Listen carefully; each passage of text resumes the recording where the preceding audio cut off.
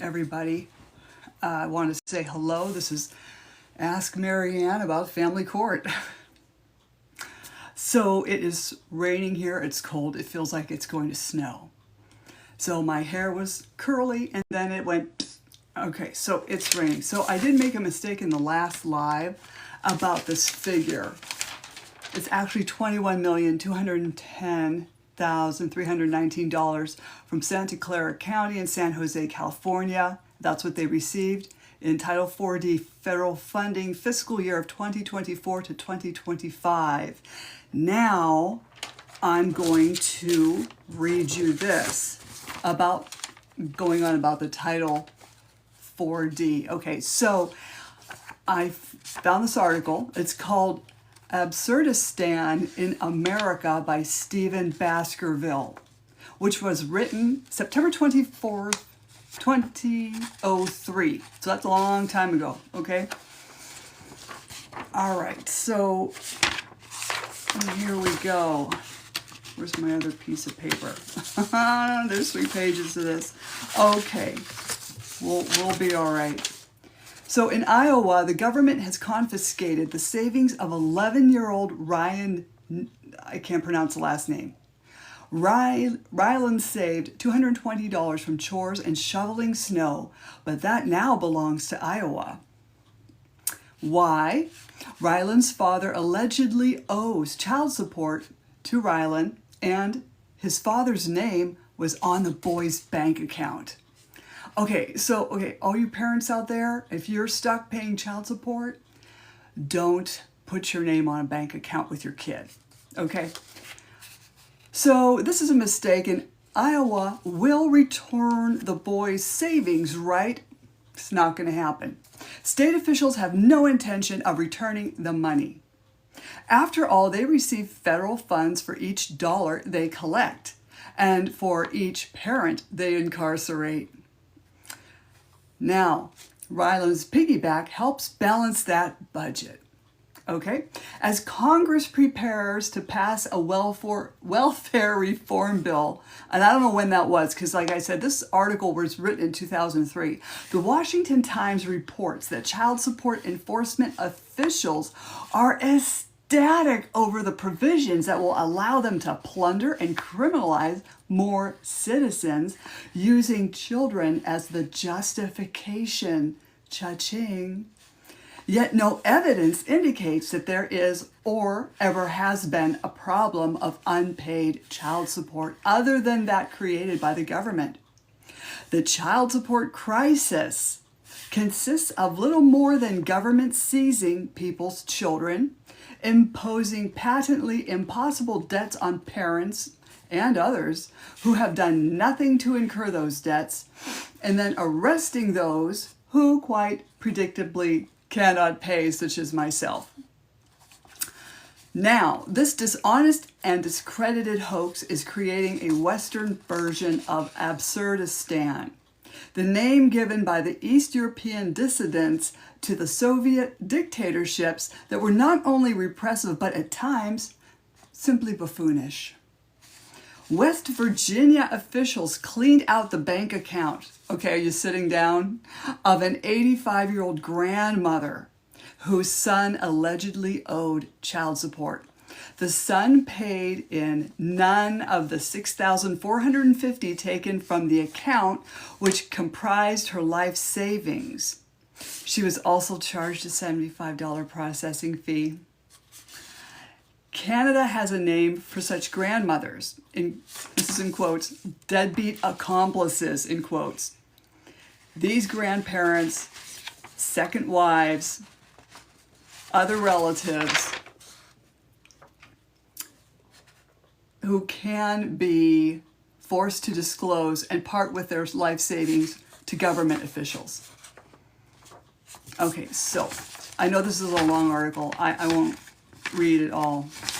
Well, maybe I will. In California, minor boys who are SA'd by adult women must pay child support to the criminals who SA'd them. State law entitles a child to support from both parents, even though the boy is considered the victim of statutory RAPE. The district attorney's office says one boy was drugged before SEX. Kansas courts likewise held that, in quotes, the issue of consent to SEXUAL activity under the criminal statutes is irrelevant in a civil action to determine paternity and for support of a minor child born of such activity. So much for not letting criminals profit from their crimes. Okay, now it says here, the elderly can also become targets for RAPE for profit. A disabled 85-year-old man essayed by his housekeeper and awarded damages for the assault, was ordered to pay her child support, and his pension was garnished. The courts denied him access to the child. None of this makes sense. According to the Keystone Cops who enforce child support, a child is not a dependent minor, but any recipient of their chivalry. In quotes, we've got some 40 to 45-year-old 2018 kids running around who are owed in child support, says Nick Young, enforcement officer director in Virginia. In Ohio, a 77-year-old great-grandfather who had always paid on time was told he owed $45,000 in back support and had his wages garnished, even though his youngest child was 46 years old. Are you with me on this one? Hi, Jordan. Hang on tight. Buckle up. In Canada, a runaway children sue their parents for child support. In California, a 50-year-old divorce lawyer successfully sued his own parents for child support because he said depression rendered him unable to work. Startling, such suits were probably intended by legislature dominated by trial lawyers. Judge Melinda Johnson observed that the statute is, if I can pronounce this word, unambiguous, and an attorney notes, in quotes, the statute didn't come about by accident. Now, what does that mean? Okay, so we got to put our autonomy hats on, okay? In Canada and Australia, stepfathers and probably stepmothers are now ordered to pay the custodians of their stepchildren. Stuart Miller of the, it says, American Fathers Coalition comments wryly that such rulings open the door to multiple marriages to obtain multiple child support needs from multiple men and probably women without the inconvenience of multiple children. In fact, this is already happening as judges allow double dipping, right? The double dipping of the Title 4D funding over here, okay? Whereby both the biological father and the stepfather are ordered to pay full child support to the same custodian for the same children. Child support has little to do with providing for children. It's a purpose to redistribute money and power among grown-ups. Iowa officials say the only way Ryland's father can prevent the looting of Ryland's savings in the future is to give the boys money to the adult with custody. Now, you know that kid will never get the money for shoveling snow. But the miracle is that Ryland bothers with chores at all. Ryland's father owes his son money, according to the government, not because Ryland earns it through hard work, but because his mother divorced the old man. Ryland can simply demand the money of his father, and the state will make him cough it up. Why teach youngsters to work when you can teach them to sue? Imagine that. Indeed, some states now force parents to pay college tuition so kids don't work to save for college or study hard for a scholarship. If you can convince your parent to divorce the other parent, the government will force that parent to pay at the barrel of a GUN. Once parents can be forced to pay law school tuition, the machine will be completely self-financing, right? States create instant deadbeats simply by increasing burdens. In Virginia, the author of Sharply Increased Guidelines, William Rogers of William and Mary College, tells officials that if they do not like his formula, he would create a schedule to suit. Presumably, Dr. Rogers proposes the guidelines he considers fair and reasonable. But if Virginia I can't even talk today. What's going on? Let me say this in English. But if Virginia officials prefer guidelines that are not fair and reasonable, he can provide those too. This is Groucho Marx government, in quotes. Those are my principles, period. If you don't like them, comma, I have others, in quotes. Last paragraph. Thus, does child support simultaneously corrupt both public ethics and private morals, turning children into cash prizes and even cash crops? One girl tells a Toronto newspaper of her savvy career plans. I'm going to marry a really rich guy, then divorce him, she says. But first I'm going to have a bunch of kids so I can get child support, in quotes. Now, this was written in September 24th, 2003. However, there are also men that prey on women with careers. And I have heard of this because I did a podcast with Steve Thomas, I think it was about 2 years ago. And he said these men will prey on women with careers, and they call them their 401ks. So that's what these people are, just using other people for money. And not just it's kids being trafficked through the court system, parents are as well. Okay, so I don't know what to tell anyone. Someone had once said, well, the birth rates are low. Well, no kidding. Once you hear stuff like this, what encouragement is that to bring a life into this world? On top of that, is it a safe place to bring a baby into this world? We've got CPS running rampant. The stories I heard yesterday, that was a bit much. Didn't sleep very good after that. And people don't care. And I know I was talking yesterday about Pennsylvania's plight of voting no on judicial retention. Okay, so I'm going to show you some pictures. Just two. Yeah, no, I know, warrior mom, yeah. Okay. Hi, King. Okay, so this is what I saw. Because one of the justices had a Facebook page. Okay, so on her Facebook page, so you know how I tell you to look up judges, find out as much as you can, even through transparencyusa.org. You can only find out so much. You need to find out their ages as well. Okay, so you have to ask yourself, when is a good time to retire? I know one of my nursing friends just retired. Had I been left alone to work and do my job in the ER as a registered nurse, I probably would be retiring with her. But anyway, here I am looking at this picture of someone who is really not stating who they are. What you see here is what you get. Of course, you would have had prettier hair today, but it was raining when I took the trash out.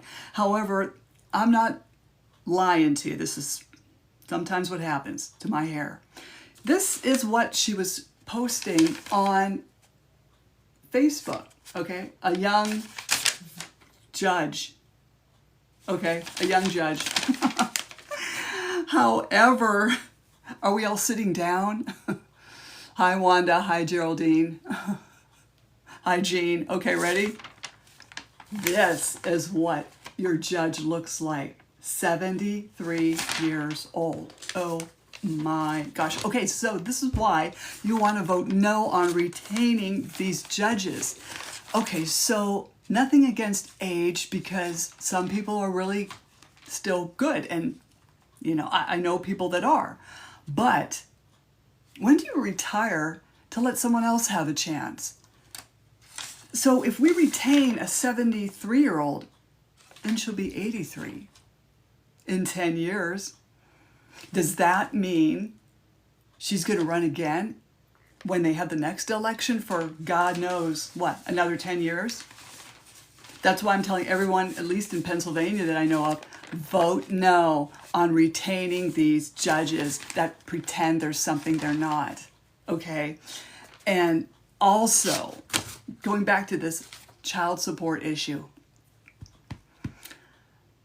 Daniel Hatcher wrote the book, Injustice Incorporated, How America's Justice System Commodifies Children and the Poor. So, it just is just not, it's just disgusting.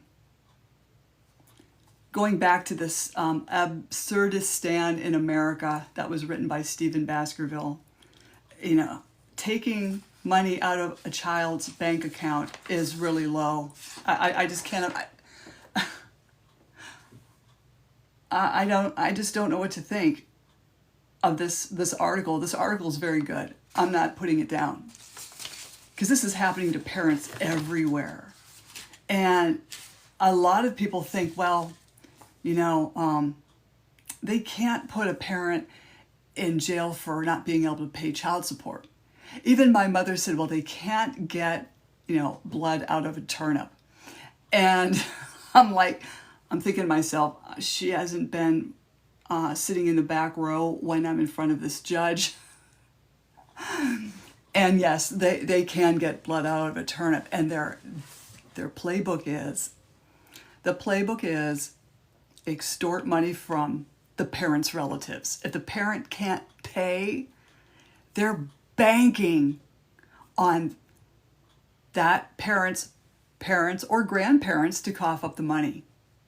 So that's called extortion.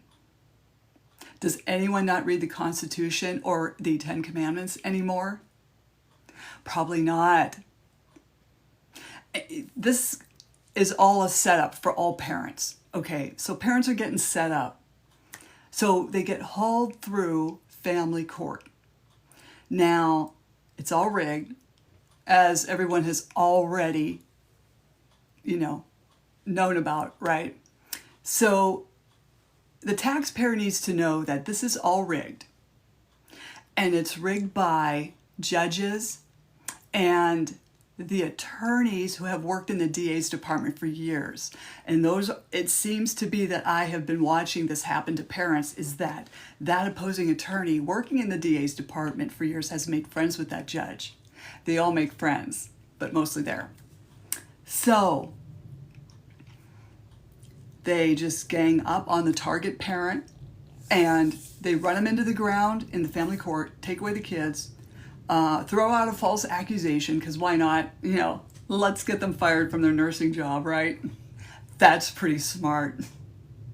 And the second indication of emotional child abuse, that probably wasn't the smartest thing to do. Right. Still wondering what judge signed that off. But anyway, I was cleared of that. And, it still bothers me that, it's not the hospital's fault. Someone said, well, you should go after the hospital. No, it's not the hospital's fault. Pennsylvania, Commonwealth versus Sandusky. Okay, so everyone had to have fingerprints and state police background checks and the child abuse clearances. Well, I couldn't get that in on time because my OCY hearing here in Pennsylvania, their OCY, wasn't until December 4th. So I was involuntarily terminated, okay? The opposing attorney would constantly say that I quit my job. And as you may remember yesterday, I said, what nurse in their right mind in 2016 who makes $29 an hour would just up and quit? So you've got some of these family law attorneys that are perpetual liars. And I think I told y'all that my attorney, that when I had him, he warned me that he's a perpetual liar. He said these attorneys, these two, they're married and they're a problem to the family law community. Well, no kidding. One lie after another. And as a pro se litigant, when you're representing yourself, how do you stop someone from lying? I'm not giving legal advice because I'm not a lawyer. No such thing as good legal advice, but this is what I would do. Okay, so what you want to do, hi Paige. Yes, warrior mom, win at all costs. Hi Patrick. Okay, so when they're mocking you and or lying, immediately say, I object. This is a lie. He's lying. In fact, my attorney told me that. He said that this attorney I was dealing with and he was dealing with told a big lie, and the attorney that was representing the target stopped and said, that's a lie. Then that attorney proceeded to ask that attorney if he's human. I don't think he is. I'll tell you a story. When I was done arguing in the Superior Court here in Pennsylvania, that's on Pittsburgh on Grant Street, and the elevator was slow. I'm talking, I've never seen such a slow elevator. I was with my friend, and the opposing attorney got in there. And she's like, I'm not getting in there. I don't want to go in there with him. I said, well, then we're going to be standing here for another 20 minutes. I am not kidding you. So we got in there, and I stood right next to him. Can you say BALLS? So I stood right next to him, and he's holding 3 cell phones. Because you're so important, you have 3 cell phones. And he has glasses that turn different colors, like purple to green. It depends on how he turns his head. One of my friends said, he has too much money, he just doesn't know what to do with it. I know. I don't know what the ex was paying him. But anyway, we'll get to that.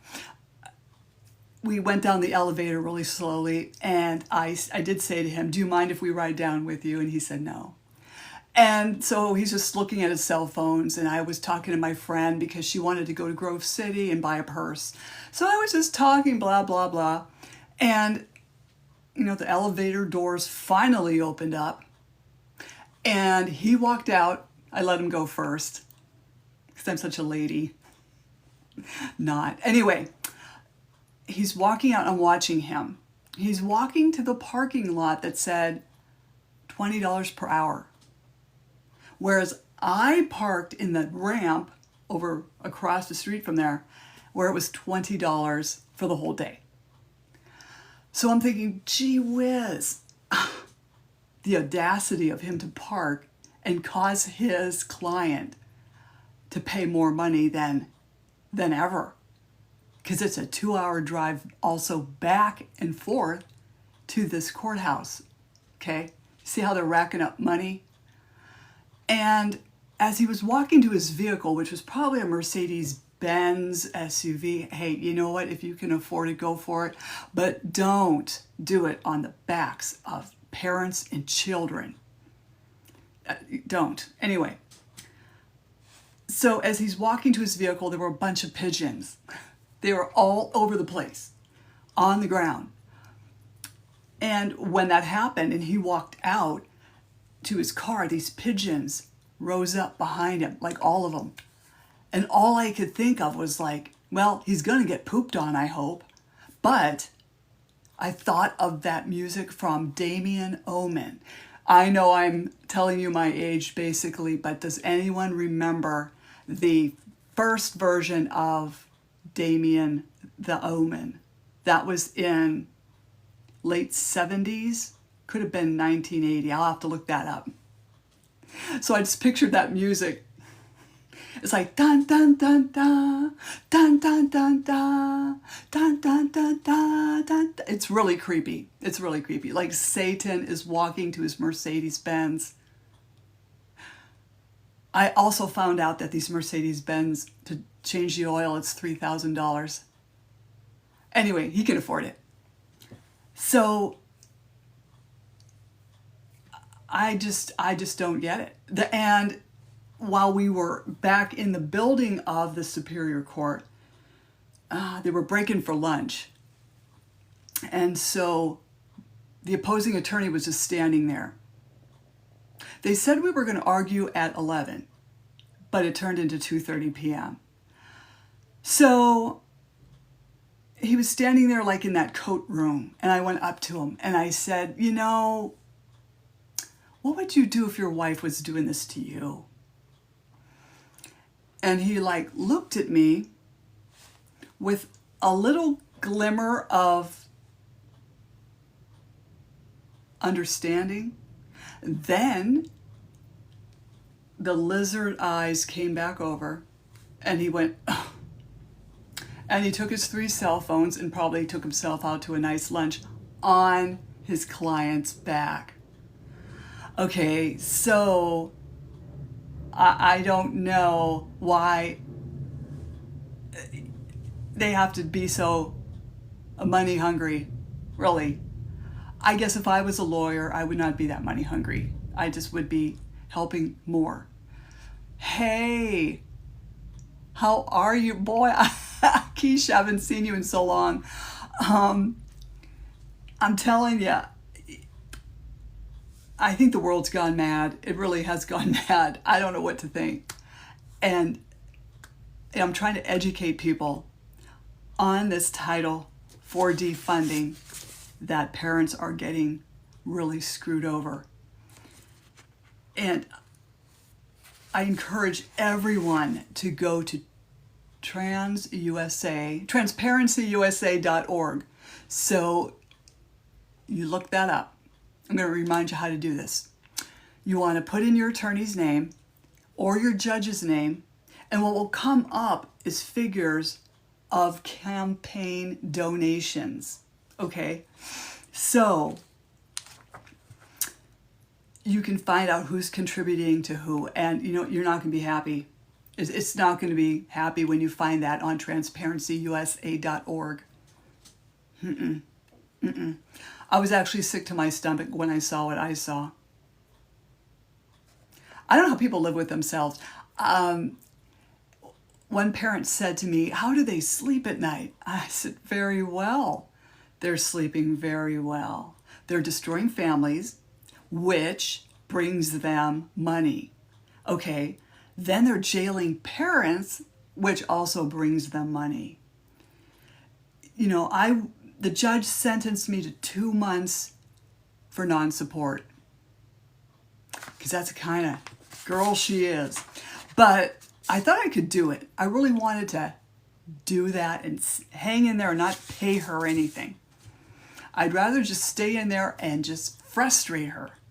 Unfortunately, I got very sick in there because people need to know, and the taxpayer needs to know, that these prisons don't give their inmates prescribed medication.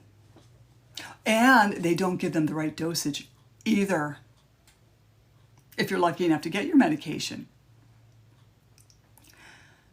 Now, I have also said This is still kind of funny. I was just telling the workman that was putting in a closet, I was telling him that when I was in there and when I came out, my kids said, Mom, we were so worried about you. I said, well, I was in general population. I was honest with them. They were old enough to know, they were 15 going on 16, they were already there.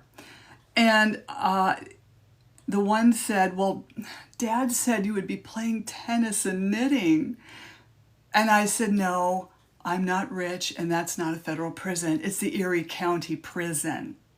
So when Judge Kelly was saying, I'm going to send you to jail, no, it's actually a prison. Now, the day shift guards were nice. The night shift guards are nutty.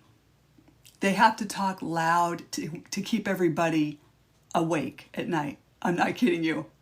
So another weird thing that happened in there was when I was able to sleep, would you believe at 1 o'clock in the morning, they make an announcement overhead. Who wants their legs shaved?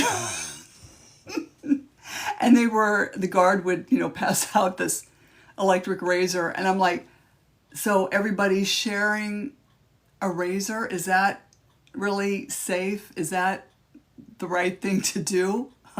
Like, that's disgusting. Oh, yeah. Author and Bible teacher, they did me so bad. I know they did. I know it. Yeah, warrior mom. Yes, that's what they, and so I'm like, you heard some of the cellmates say, oh, yeah, I'm me, and I'm like, this is a dumb time to shave your legs. Usually you want to wait till Thursday or Friday for the weekend. That way you get some hair on your legs. You can shave it off and your legs are more soft. But anyway, I don't know why we were doing that on a Wednesday evening. There were so many nice women in there. Honest to God, there were so many nice women in prison for, we'll say, drugs. Okay, so really that should have been a detox center. I heard so many things in there, even about the opposing attorney I was dealing with. One woman said, yeah, I hired Taylor and he represented me for one hearing, and then I didn't hear from him. So I called him and he never answered his phone. I never heard back. Yeah, this is how, at least he treats his clients. There are good attorneys out there. I do know several. Okay, so I don't want to down all attorneys. Some are ethical, and one saved my life. But they gotta stop this. This has to be stopped. And I encourage you guys, if you want to ask me any questions about family court, I'll be happy to answer what I can. Because this story was so bad. My story was so bad, and I had to write it down because everyone was asking, what happened to the kids? And I had to listen to that for 3-4 years. It was insane. So you're being constantly, re-traumatized. I hate that word, but you're constantly re-traumatized. Oh, then you have to explain yourself. And I'm like, oh, great, I got to explain myself. Okay, so, I wrote this book, Dismantling Family Court Corruption, Why Taking the Kids Was Not Enough. It's also on audio, but I wrote it, and that way I don't have to explain myself. I had a mom call me and said, oh, tell me about your story. It's like, I can't talk about it anymore. I really can't. If you guys have questions and want to ask me something, I'll answer something specific, but I can't go through the whole thing when I was run through interviews after interview, and it was just heartbreaking and a lot of work. So this book can speak for itself. Hi, True Crime. Then I had this great idea that I would publish my poems, Cry Out for Justice, Poems of Truth. And these were poems that haunted me during the night. I would wake up, like I think I've said, 1 o'clock in the morning, for I don't know why, but I had a poem coming out of my head. So I would turn on my phone and just start, writing. Yeah, let them get the book. I think they already have it. You know why? You know why, Warrior? Is because I went through 2 publishing houses. You'll love this story. It's very hard to get a book published. Okay, so the one publishing house said, no, I don't think your material is for us. You can't mention anything from the waist down. There really isn't anything in there, really. Okay, so then a friend recommended another publishing house. And this is where it got really ugly, because I was told, okay, change names, change dates, change where you live. Then it's like I did all that work, and then they said, okay, so change that you weren't terminated. Just say that you were let go because there were too many nurses. And it's like, I'm not going to lie. I'm not going to lie on this. Okay, so I found Triumph Press, and she was amazing. Melanie Davis is my publisher. And she said, okay, so if they want you to even change your name and change your story, how do you do a book signing if you can't even use your own name? Yeah, that was another thing. They wanted me to change my name. Please, by the time Melanie got me, I was just baked. It was horrible. Oh, thank you, Warrior. Thank you. I appreciate your kind words. So what I did as far as changing names, I called up my childhood friend Tina and I said, how do I change these names? I'm so ticked off. I've got transcripts. I've got this and that. But my publisher, actually, I think that was the second publisher, they just wanted the names changed. Okay, so my friend suggested, why don't you try demonic baby names? So I started looking up demonic baby names. What would you name your baby? So one of the names is Lilith. Okay, so her name's Lilith. Lilith is the demon. Since it's Halloween, we might as well just crack it, right? So Lilith is the demon, believe it or not, the CPS caseworker, Lilith. That name of that demon terrorizes children in their sleep. Okay, so it's like, that's perfect name. That fits her really good. And then, let me see here, the other names. Okay, so Mullin Green was the judge. Mullin, Mullin. And then the opposing attorney, I gave him his first name of Leonard. And why is because, I don't know, I just thought it sounded good, Mullin Green and Leonard Black. But after the book was published, I thought, well, something was telling me to look up those 2 names and what do they mean in demonology? Hi, Dawn Marie. I looked it up, and you're not going to believe this, that the demon Leonard has to answer to Mullin. Mullin was the general in Satan's army. Leonard was a lieutenant. Okay, so I thought that is so weird. That is the weirdest thing I have ever heard. And who else got a demonic name? Okay, so of course the ex-husband did. That was Seth. Billy, can you believe that's a demonic name? I couldn't believe that was. But it is. And that's another demon that works for Satan.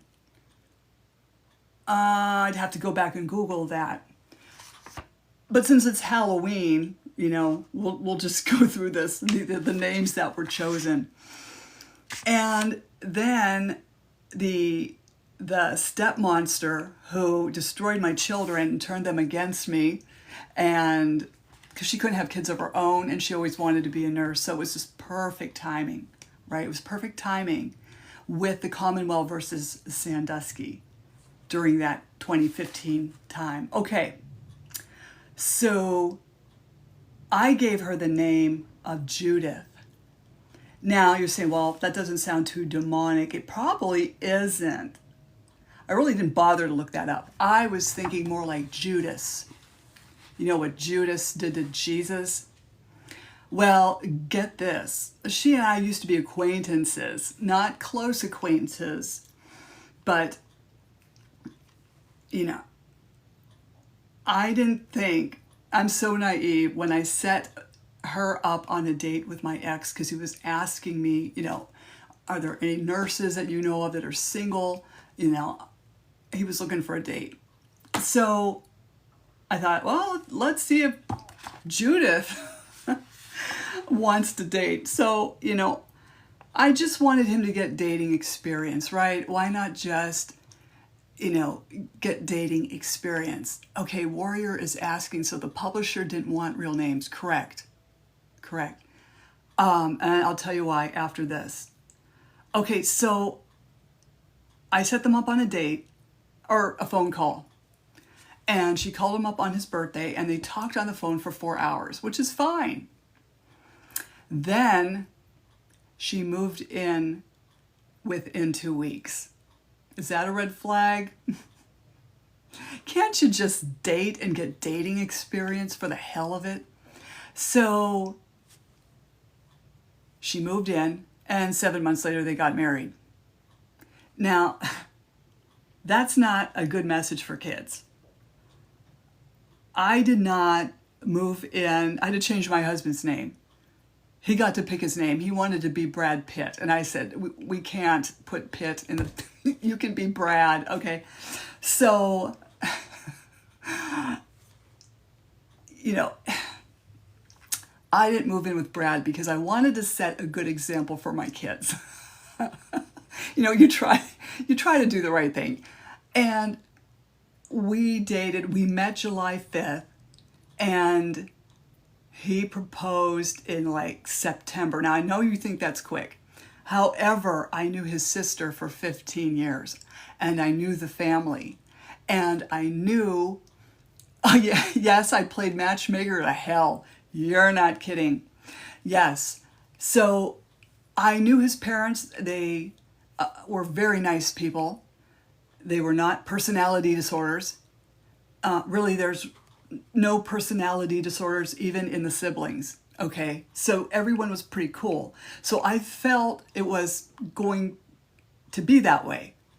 So I did get engaged. You're probably thinking really quick. Then he told me, he said that before he met me, he was at a picnic. Brad was at a picnic. And he said this woman approached him, and apparently she was a psychic. And she told him, you're going to meet a woman with 3 kids, and it's going to happen fast. And that's what happened. So we went our merry way, and we did not live together until it got to be hot. It got to be June, and my middle one, who was 10 years old at the time, says, I want to move in with Brad. It's like, well, I don't think that's the right thing to do. And he says, Brad has air conditioning. So it's like, okay. Hi, okay. Yeah. So my children forced me to move in there several months before the wedding. So we moved in June, and we got married November 12th of 2011. And everything was going hunky-dory until the end of 2012. And then things started circling the drain in 2013 and ramping up for family court.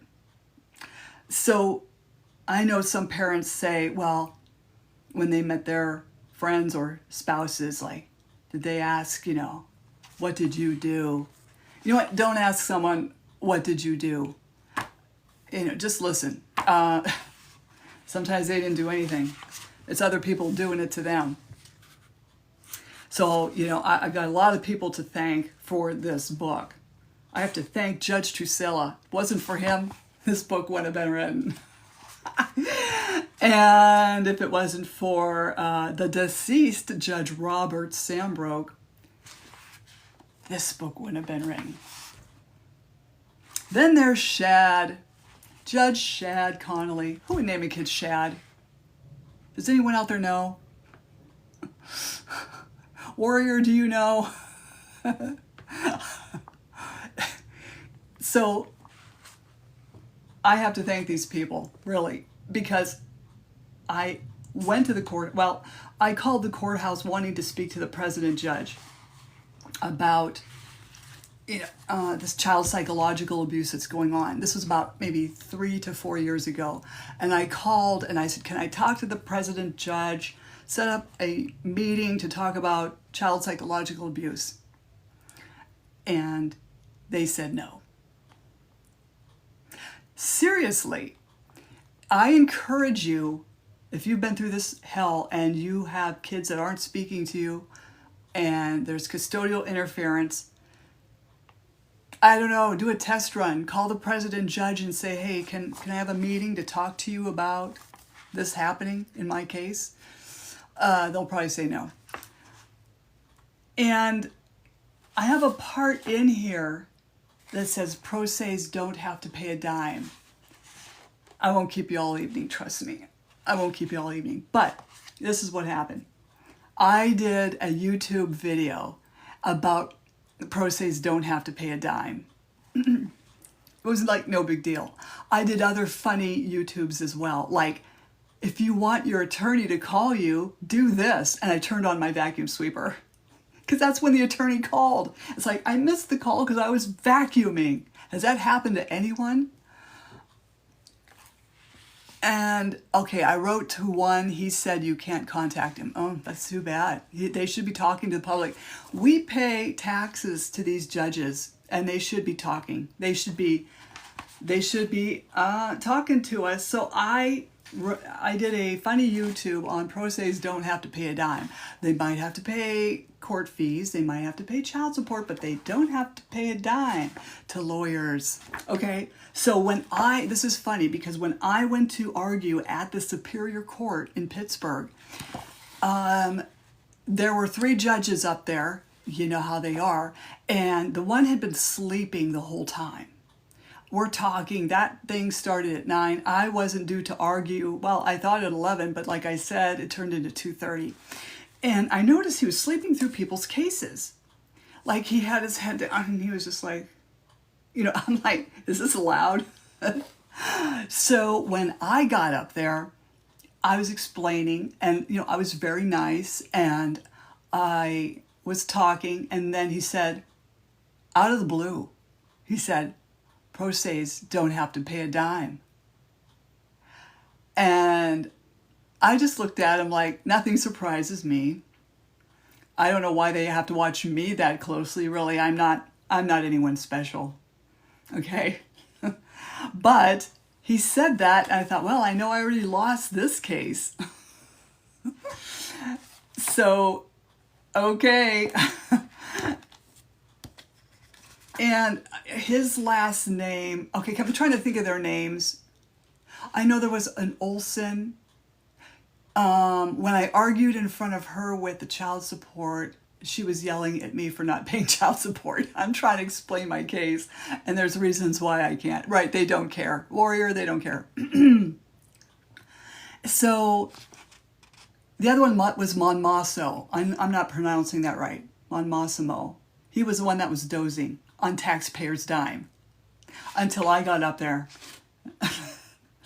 So, I'm just trying to look through this book to tell you anything weird. Okay.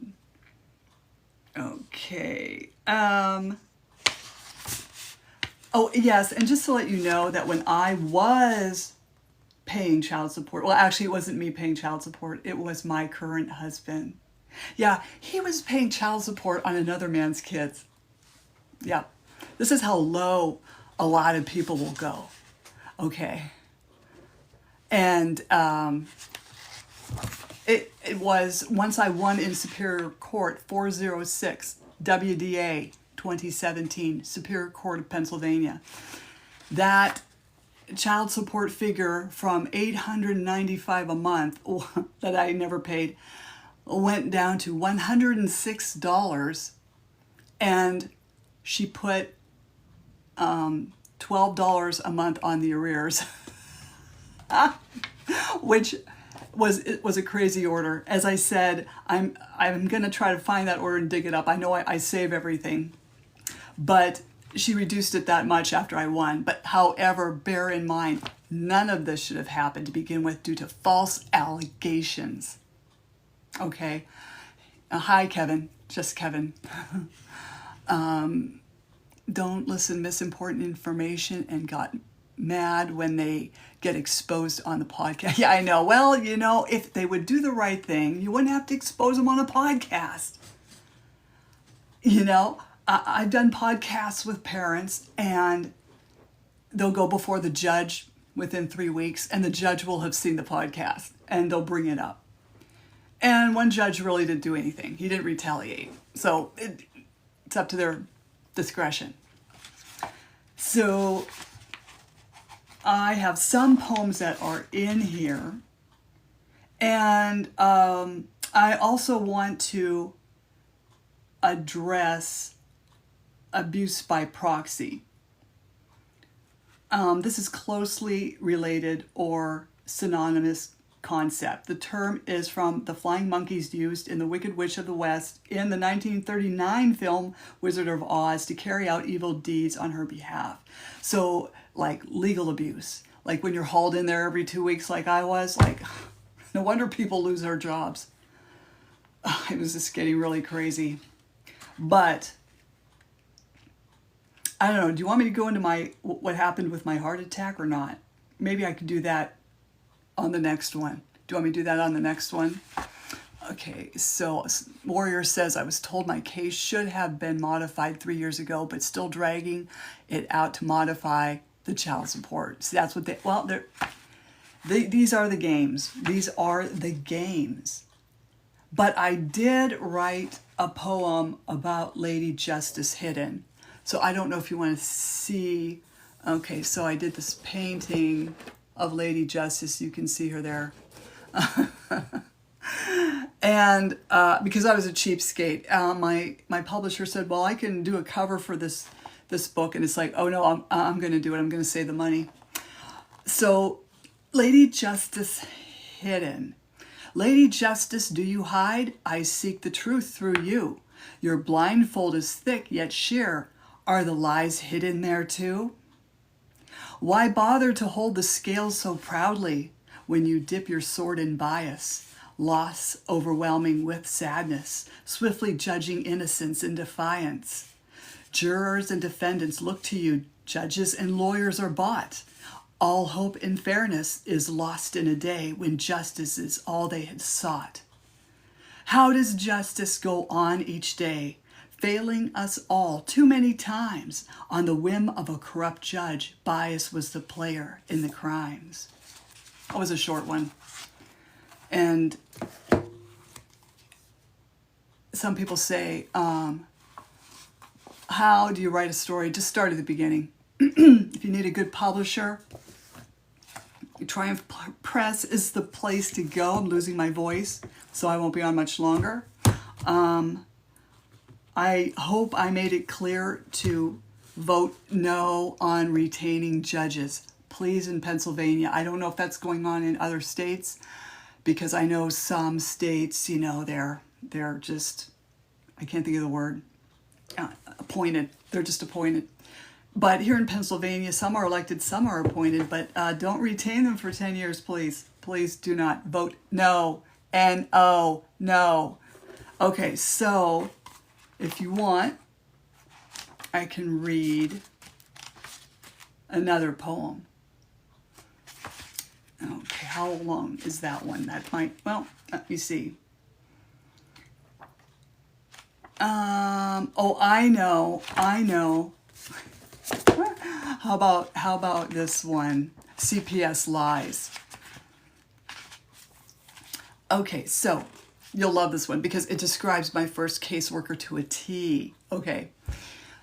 Warrior says, I'm lost for words, but I will definitely have my books coming. Yeah, write about it. Yeah, do it. Okay, so this one's called CPS Lies. It's on page 41. You'll love it. Are you sitting down? Okay. The caseworker with the Dr. Seuss hair came to your house without a care, with frivolous accusations and lies, ready to destroy your children's lives. Anonymous phone call. Who could it be? An axe to grind, as you can see, waiting for the right time to step in. She doesn't care, lying's a sin. Family court ready, there she sits. Proudly by the judge, smiling like shit-eaten grin, she lies to and fro, ruining your family just like so. With deceit and slander, she runs her mouth as you watch your case heading south. Perpetrator on the stand, she repeats. The judge already assumes you're a deadbeat. Your reputation destroyed, you've lost your job. The caseworker tells your kids you're a slob. The other parent has much to gain. Not paying child support, now you're in pain. The lies continue. She cannot stop. Perpetual lying has been her backdrop. Now she will move on to someone new to destroy their family for something to do. You got to be creative. Okay. And the other two books, Raised by These Wolves, Volume 1 and Volume 2. Those are on audio. And if anyone has any questions, shoot me a question. I tried to look on my TikTok if anyone does have any questions. And, I try to be a help to people. Yeah, they really did push us to be writers. And I'll tell you something positive, okay? I was talking to the workman who was working on the closet, and he said that his kids were kind of offstandish because his ex was turning them against him. But he said it took 10 years for them to come around. And they have come around, and I thought, well, that's hope. Okay, so I can tell my peeps that some of them do come back, and they do come around. So thank God for that. And, everybody gets their comeuppance. And these judges have got to do better. And the only way they can do better is if we vote no. Okay? Family court will make you get creative, warrior. That's right. So I will be back with you again. And I appreciate everybody watching and following, and I really appreciate you all for your comments. Hi, Victoria. Thank you for the gifter badge. I don't know what that is, but thank you. Oh, and Warrior says, pray, pray, pray. Yes, yes. And I don't want to tell people how to pray. I promise this will be the last thing, and then I'll go. Be specific when you pray. Tell God exactly what you want. And let God deal with these people. We really can't make someone recuse themselves. We can't make people get out of the sandbox and stop colluding with each other. We can't. And you just have to put these people in God's hands. It's like a little kid with a toy. And the toy's broken, trying to hand it to mom or dad. And the parent's trying to...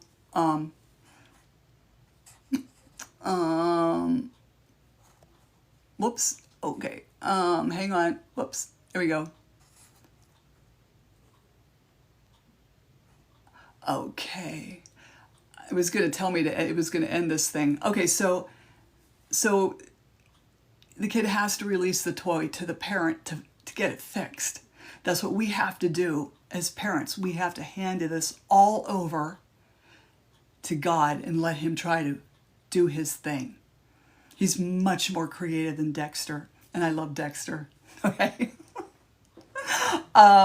So, I'll leave you with something positive. So, that with the workman, what he was saying, I thought, thank God that can happen. So, ask Marianne about family court. Okay. I have Slam the Gavel podcast, which is available on all platforms: Spotify, Apple, iTunes, iHeart. It's everywhere, even on YouTube. Please like and subscribe. And when are you going to have me on the podcast? Well, Oklahoma will. You contact me at dismantlingfamilycourtcorruption.com. Okay, I know it's long. Dismantlingfamilycourtcorruption.com. Write to me and we will talk. And we'll get something sorted out. So I leave you with that. And remember, pro ses don't have to pay a dime. I would probably give the finger, but I'm probably not allowed. Anyway, you all have a good evening. Okay? Thank you.